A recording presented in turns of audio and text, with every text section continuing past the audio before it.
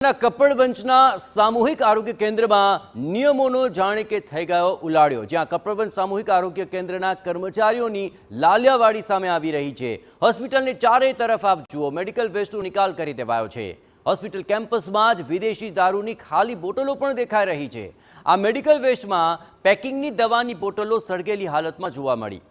આ ઉપરાંત કપડવંજ સામૂહિક આરોગ્ય કેન્દ્રમાં દારૂની બોટલો અને મેડિકલ વેસ્ટ મળવાને લઈને આરોગ્ય કેન્દ્રની સ્વચ્છતા અને સુરક્ષા બંને પર હવે ગંભીર સવાલો ઊભા થઈ ગયા છે, જેના પર તાલુકા આરોગ્ય અધિકારી ડોક્ટર અંકુર પટેલનું નિવેદન છે।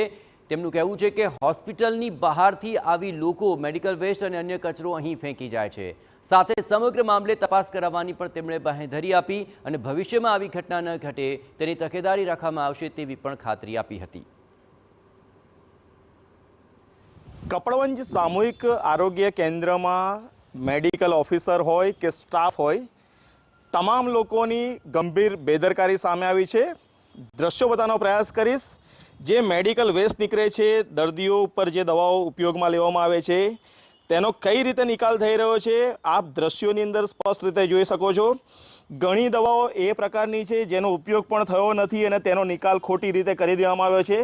આપ દ્રશ્યો અત્યારે જોઈ રહ્યા છો, જે દવાના પેકેટ હતા, ઇન્જેક્શનો હતા, તેને બાળી દેવામાં આવ્યા છે।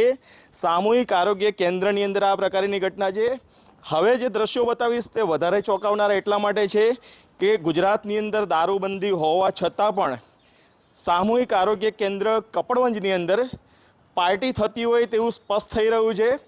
કારણ કે જે રીતે હોસ્પિટલની બાજુમાં જ એટલા વિપુલ પ્રમાણમાં દારૂની બોટલો પડેલી છે, મેડિકલ ઓફિસરો હોય કે સ્ટાફ હોય, ગંભીર સવાલો ઉપસ્થિત થઈ રહ્યા છે।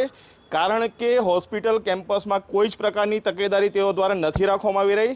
સફાઈની વાત તો અલગ વાત છે, પરંતુ જે રીતે દારૂની બોટલો આ હોસ્પિટલની અંદર પડેલી છે, તેનાથી ચોક્કસથી મેડિકલ ઓફિસર હોય કે સ્ટાફ હોય તેમની ઉપર પ્રશ્નો ઉપસ્થિત થઈ રહ્યા છે। ધર્મેન્દ્ર કપાસી, TV9, કપડવંજ।